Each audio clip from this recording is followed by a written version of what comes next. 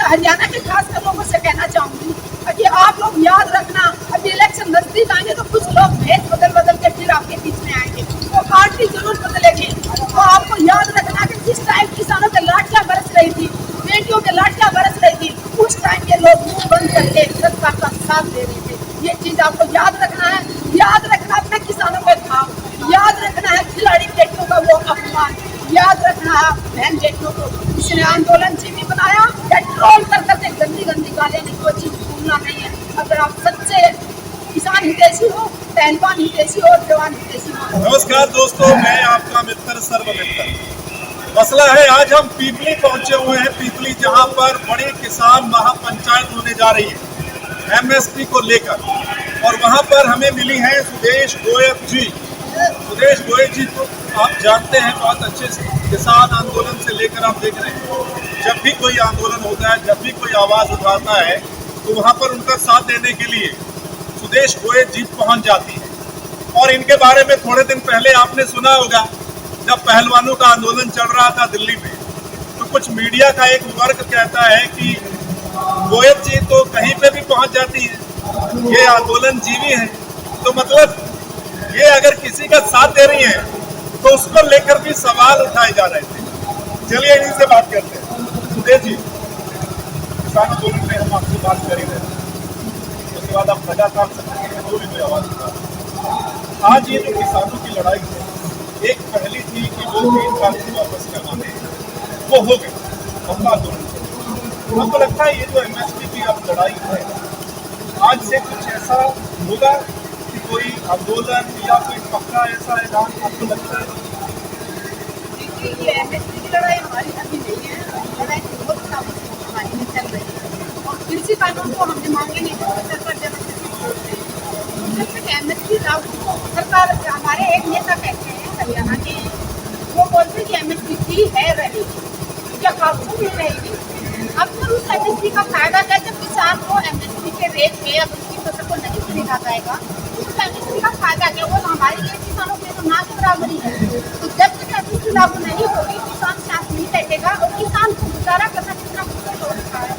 अब मंडी में देख लीजिए, हमारे वो बेचारा मुश्किल से 6 महीने तक फसल की देखभाल करता है, बच्चे की तरह पालता है, उसके बाद मंडी में आता तो मंडी का उसका भाव नहीं मिलता, टाइम पर सरकार खरीदने को तैयार नहीं है।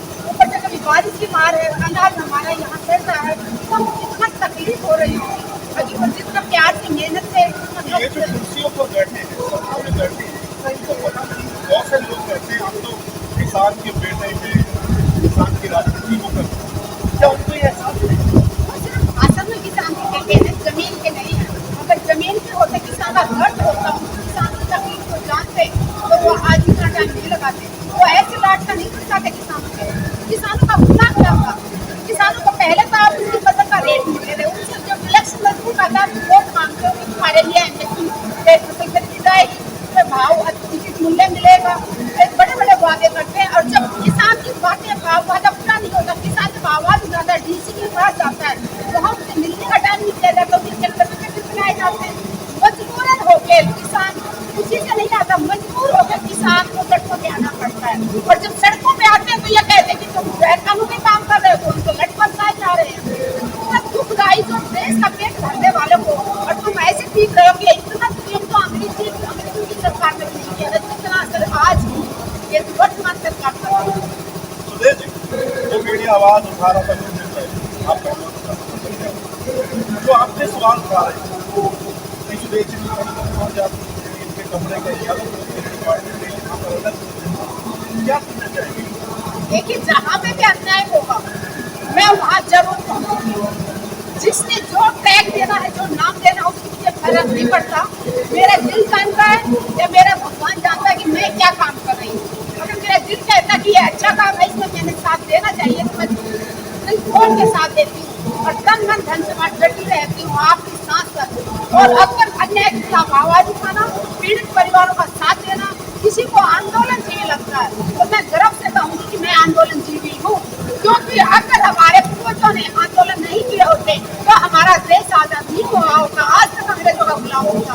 तो हमारी रगों में क्रांतिकारियों का खून है, तो हम आज भी आवाज उठाएंगे। हम अन्याय सहने वाले नहीं हैं, हम दबने वाले नहीं हैं, पीछे हटने वाले नहीं हैं। और जो लोग इल्जाम लगा रहे हैं उनके पूर्वजों में अंग्रेजों के तलवे चाटे, उस टाइम पे अंग्रेजों की मुखबरी की, तो उन्हें मुखबिरों का खून की रगों में है। ये आज भी गुलाम है, आज ये सरकार के गुलाम है। वो कठपुतली की तरह बोलते हैं, वो अपने दिमाग से नहीं सोचते कि जिस महिला के बारे में तुम बोल रहे हो, एक और करके बोल रहे, एक महिला बोल रहे, क्या उसने ये बताया कि ये महिला कौन है? क्या उसने बताया ये भारतीय की पत्नी है? उसने बताया कि अपनी वीर नारियों के लिए इसने 810 दिन स्ट्राइक किया, 11 दिन आमरण अनशन किया, दम था तो उसने क्यों नहीं बताई लोगों को सच्चाई? तो वो सिर्फ एक कठपुतली का काम कर रहे हैं। वो लोग जो वो डर था कहीं ना कहीं, केंद्र में बैठी सरकार को डर था, अभी खिलाड़ी सड़कों पे आ गए हैं, देश को सच्चाई बता दी है, तो आज सारा देश खिलाड़ी पहलवान परेशान, खासकर बेटियां, किसान परेशान है, तो ये जो इतना वर्ग परेशान है, इलेक्शन आने वाला 2024 का, सरकार को एहसास है इस बात पर या नहीं कि अगर ये परेशान रहेंगे, अगर ये नाराज होंगे तो 2024 में क्या बनेगा? सरकार एक साजिश रचती है कि जब इलेक्शन नजदीक आएंगे तो कुछ ऐसा बड़ा कुछ कराएंगे, जाति के नाम से लड़वा देंगे या हिंदू मुस्लिम के नाम से करा देंगे। इनको वोट बटोरने का एक अच्छा तरीका आता था बीजेपी सरकार को, जहाँ जहाँ इलेक्शन नजदीक आता कुछ ना कुछ एक बड़ा, या तो हमारे वोटों में हमारे भोजन जवान शहीद हो जाएंगे। ऐसी सरकार मैंने जिंदगी में पहली बार देखी कि वोटों के जवान शहीद हो रहे हैं 44, उसके बाद वोट मांग रहे थे, अरे पुलवामा में जो शहीद हुए उनके नाम से धिक्कार है ऐसे लोगों को। अरे तुम्हारा जमीर मर चुका, शहीदों पे तो वोट मांग रहे हो, फिर कहते हैं कि हम राजनीति नहीं करते। इन्होंने किसानों पे राजनीति की, इन्होंने इनके नेता किसानों को गाड़ियां चला रहे हैं, खिलाड़ी बेटियों को कैसे घसीटा गया, इन बेटियों ने देश का मान सम्मान बढ़ाया, तिरंगे की शान बढ़ाने वाली बेटियों को कैसे रोंद आ गया। याद करते तो इतना ऐसा लगता है कि मैं कोई सपना देख रही थी। अभी जिन बेटियों ने जब तिरंगे की शान बढ़ाई, पूरा देश दुआ मांग रहा था, तो ये गोल्ड मेडल दिए भारत को, गोल्ड मेडल उस टाइम ये पूरे देश की बेटी थी, और उसकी वो दम पर मात्र बैठा इस टाइम को कैसे घसीटा बेटी, आत्मा रो रही थी, लेकिन यूनिफॉर्म पहने हुए भाइयों का हाथ नहीं उठा सकते। हम अपना फर्ज डालते थे, अगर कोई ऐसा कोई हाथ लगा के दिखा तो बेटियां छोड़ती ना पटक देती वहीं पे, लेकिन कहीं ना कहीं यूनिफॉर्म की इलाज करते हुए हमने वो सब सहन किया। और उसके बाद अभी हमारे किसानों के ऊपर लाठियां बरसाई, दुख बहुत होता है कि मतलब कैसी तानाशाही सरकार आ गया, अंग्रेजों से भी बुरे हालात हमारे देश के हो गए और सत्ता में बैठे लोग। मैं हरियाणा के खासकर लोगों से कहना चाहूंगी कि आप लोग याद रखना, अभी इलेक्शन नजदीक आएंगे तो कुछ लोग भेद बदल के फिर आपके बीच में आएंगे, वो पार्टी जरूर बदलेगी। तो आपको याद रखना कि जिस टाइम किसानों के लाठियां बरस रही थी, बेटियों के लाठियां बरस रही थी, उस टाइम ये लोग मुंह बंद करके सरकार का साथ दे रहे थे। ये चीज आपको याद रखना है, याद रखना अपने किसानों के भाव, याद रखना है खिलाड़ी बेटियों का वो अपमान, याद रखना है बहन बेटियों को इसने आंदोलन जीवी बनाया या ट्रोल करके गंदी गंदी गालियां, नहीं वो चीज भूलना नहीं है। अगर आप सच्चे किसान हितैषी हो, पहलवान हितैषी हो, जवान हितैषी हो, तो इन सब बातों को याद रखना होगा और इनको सबक सिखाना होगा। जैसे हमारे किसानों को घसीटा है, लाठियां बरसाई है, जब गाँव में घुसे तो आपने भी ऐसे ही लाठियां लेकर तैयार रहना होगा। Thank you so much. ये पंचायत वही आप दिखा दीजिए थोड़ा सा। ये पीपली अनाज मंडी में एक बड़ी किसान महापंचायत है, किसान जुड़ रहे हैं और इसमें आज क्या कुछ होता है वो भी हम आपको बताएंगे।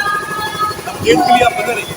लेकिन सुरेश गोयल ने जैसा कहा कि अगर कोई आवाज़ उठाता है तो ये वहाँ उनका साथ देते हैं, तो अगर इनको आंदोलन के भी कहा जाता है तो ये टैग इनको मुबारक है। और बहुत कुछ इन्होंने किसानों के बारे में, पहलवानों के बारे में, सरकार को लेकर कहा है। आप अपनी राय जरूर दीजिएगा कमेंट में, वीडियो को शेयर कर देंगे तो तमाम लोग अपनी राय दे पाएंगे। बाकी अपडेट के लिए आप बने रहिए दा मसला के साथ, फिर मिलते हैं।